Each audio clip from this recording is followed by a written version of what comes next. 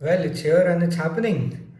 Good morning, everyone. Welcome to the preview of the semi-finals between India versus New Zealand. New Zealand are just the nicest team going around, aren't they? Like, think about any other team that India would have been facing in the semis, and our social media feeds would have been viral with memes which kind of humor the opponent team, or kind of look at the failures that the opponent team has had. But when it comes to these black caps, we Indians just have such a love hate relationship with them. Like, if things hadn't happened the way it had happened with them previously, I think Kane Williamson does deserve an Indian citizenship by now.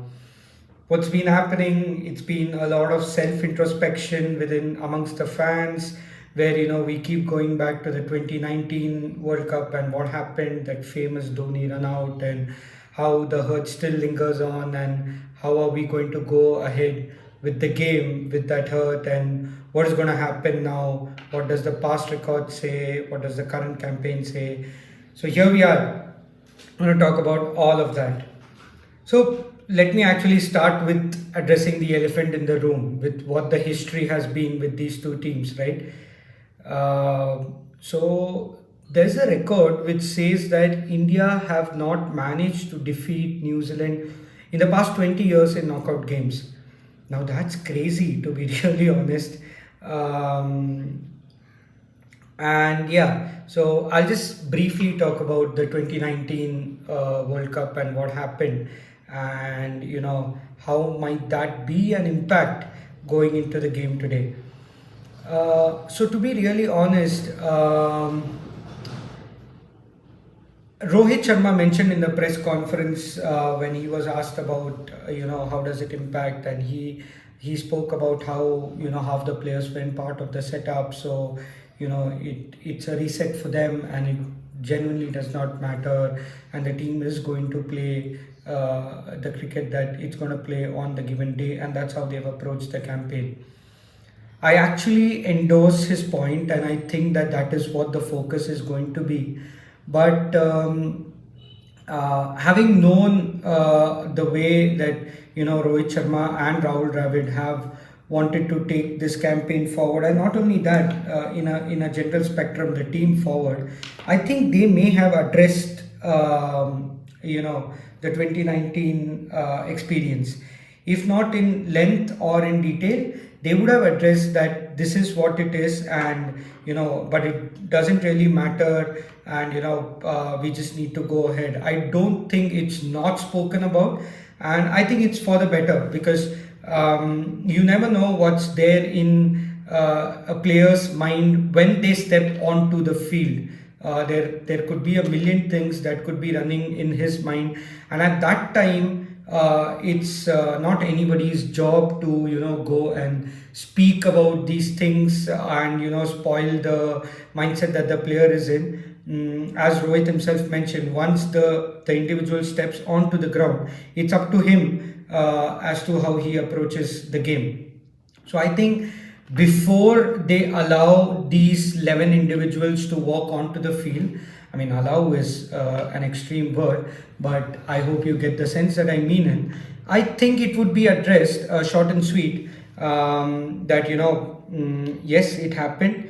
Yes, we failed to get over the line, and yes, we've not had a record to look forward to when it comes to knockout games versus New Zealand. But having said all of that, right, what they would have said is, it doesn't matter. It doesn't matter. Today is a new day. We still have as much an equal chance as the Black Caps do in having the result in our favor. And to be honest, then they would have emphasized the conversation around what the team has been doing so far, what the mindset has been in approaching each game, and why it shouldn't change going into the knockouts. What this effectively does is neutralizes any conversation, mental conversation, that a player would have been having in his mind going into this game with regards to whatever the past records or past experience might be, right? Um, So, going into today's game, first things first, what's going to matter? The first important thing that's going to matter, like it or not, is the toss, is the outcome of the toss. Again, Rohit mentioned that the toss might not play a crucial role, but given where we are playing, Wankhede, Mumbai, I believe that the toss is going to play a very critical role in setting the momentum for the match. I wouldn't say that the toss will decide the outcome of the match. Yes, it does have a great advantage to the team who wins the toss. But to say that, the team has won the toss and they've decided to bat first, so the game is done and dusted. No, that's not the point that I'm trying to make. But yes, it will decide, it will have a huge influence on the momentum of the game. Simply for a reason that, India playing New Zealand in Indian conditions actually gives India a huge advantage itself, where a lot of the early swing and everything is kind of nullified given the conditions and the pitch that is going to be offered for both the teams. But having said that, in Wankhede, what we've seen so far in this tournament is that teams batting second have found it really difficult to navigate the first 10 to 15 overs, where you've seen significant swing on offer under lights, and maybe because Wankhede is close to the coast, and you have some wind over, and the onset of winter setting in India, so you have that little bit of breeze and the overcast conditions, not rain overcast but the winter overcast conditions.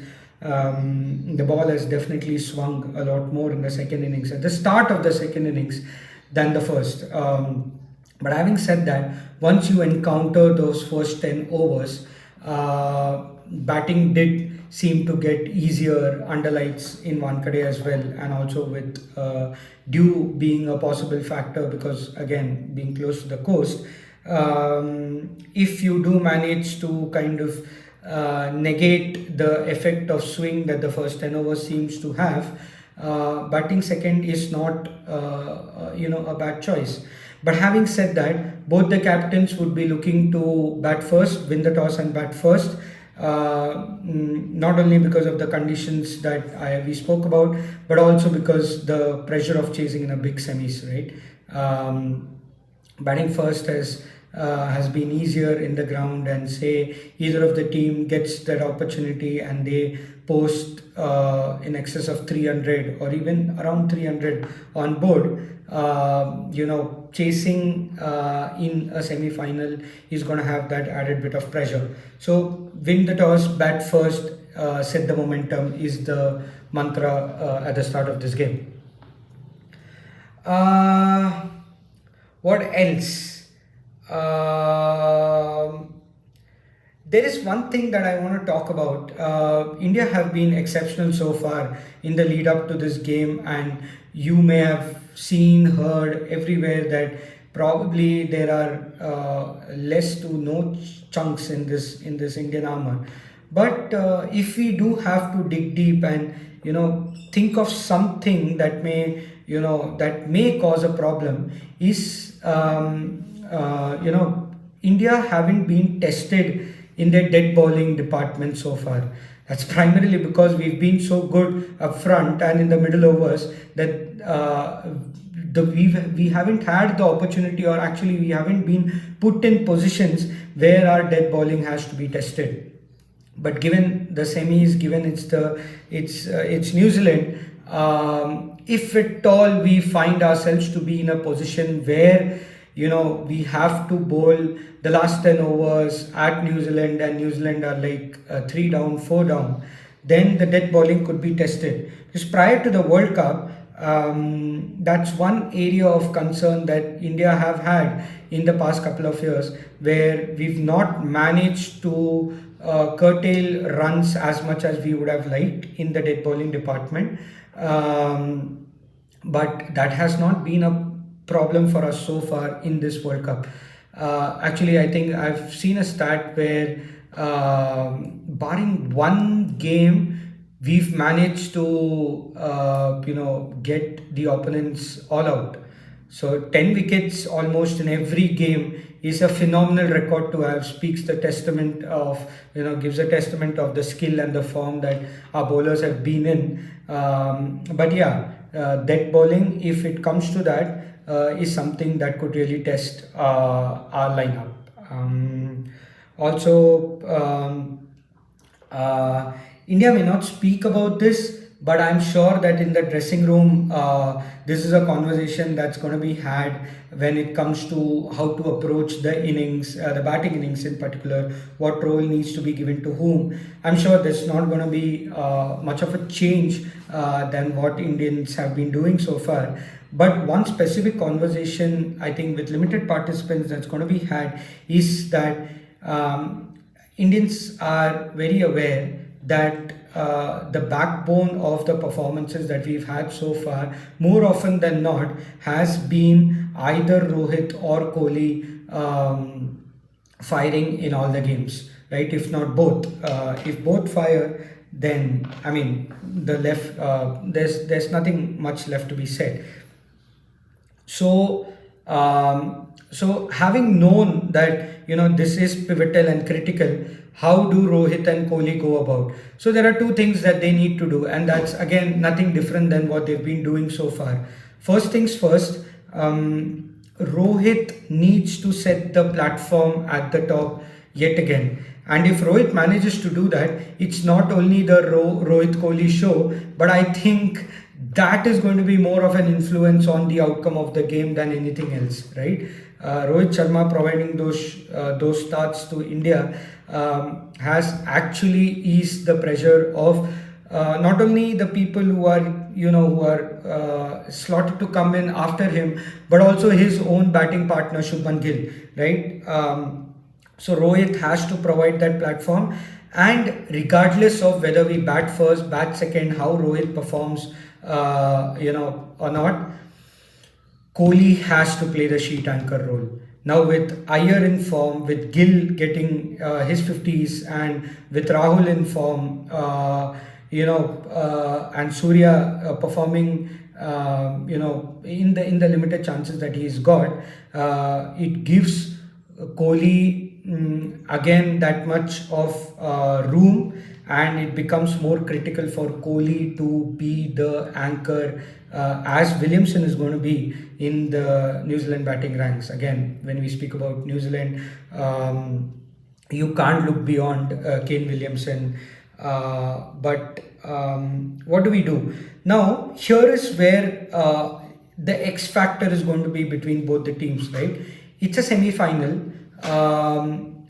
On paper and skill wise and man to man, India look a far more superior side than New Zealand. But New Zealand, we've known to be the most disciplined, most organized, and the most mentally clear side going into these competitions. What is the X factor? What is it that's going to separate them? You need to establish your presence in the game at some point in the game, right? You can't wait for opportunities to come. You need to establish dominance, and you need to establish your presence. And that's where I think Rohit Sharma's innings is going to be critical again, because that sets the tone for the entire innings and puts the opponents on a back foot. So who's going to do that for New Zealand?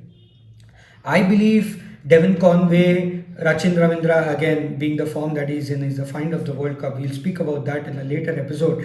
But then Devon Conway has to provide that aggressive start, and it becomes another thing that becomes very critical for New Zealand is, where does Daryl Mitchell come to bat? At what stage of the innings? That's going to be very crucial, because you have Tom Latham who's batting for them, number 6 or number 7. Now that's insane according to me. Tom Latham is a world-class batsman. He has an insane record against India in India.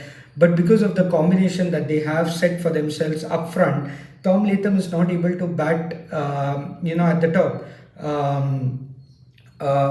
Which has kind of undermined his skill, and kind of he's not had that great a World Cup that you would expect the someone of his caliber to have. So Dal Mitchell, Tom Latham are going to be very critical, and for India, I've already stated the top order again, right? Um, Now, having said all of this, where's my take? Yes, India have had their psychological, disadvantage. Actually, this is one of the questions that came in. Is that how do I view India's psychological advantage in the semis, and also how does Rohit and co approach this situation? But having said that, what I spoke about earlier, we need to understand that it's psychological in nature, right? And that's why I think Rohit and Dravid are going to have this addressed in the dressing room. And also we need to look at the playing conditions in which those results have gone against us, be it the 2019 World Cup, be it the World Test Championships. Those were played in conditions which kind of help the New Zealand team more than the Indian team. For example, the 2019 World Cup was played over 2 days, the reserve day, being brought in, and in Manchester, in Old Trafford, Manchester. Whereas this is in Wankhede, Mumbai. So the conditions, the familiarity, and the records are completely different. So I think that psychological disadvantage, in my opinion, is more in our minds than in the players' minds. And I think that's what the communication is also going to be in the dressing room. And as far as what approach Rohit and co are going to be taking, I believe that, the clear message is going to be that play this as any other game that you've played in this tournament. And there's going to be constant communication in the group, between the innings and also in the mid break, just to kind of calm down those nerves. And I think going into this game, our seniors are in prime mind headspace, and I think that's going to be very, very critical going forward. There's another question that's come in. Now, it's completely unrelated to the game, but I need to take this up because of the person who's kind of asked this question. I'm not going to give you the details, but I'm sure you understand when I say it's the person who matters to me who brought up this question. Is Anushka Sharma pregnant or not? Um, uh, to be as respectful as to the person who's posed this question, and to be as respectful to Virat and Anushka. I'm sorry to say, I don't want to get into giving you an affirmative or a negative response to that question. But I wish the couple, all luck and my best wishes in, in their individual lives and in their professional and personal lives together as well. Having said that, I'm looking forward to the game, and it's going to be a cracker of a contest, no doubt about that. But my verdict: keep your Sundays free, because it's going to be an India versus Australia final. See you. Bye bye.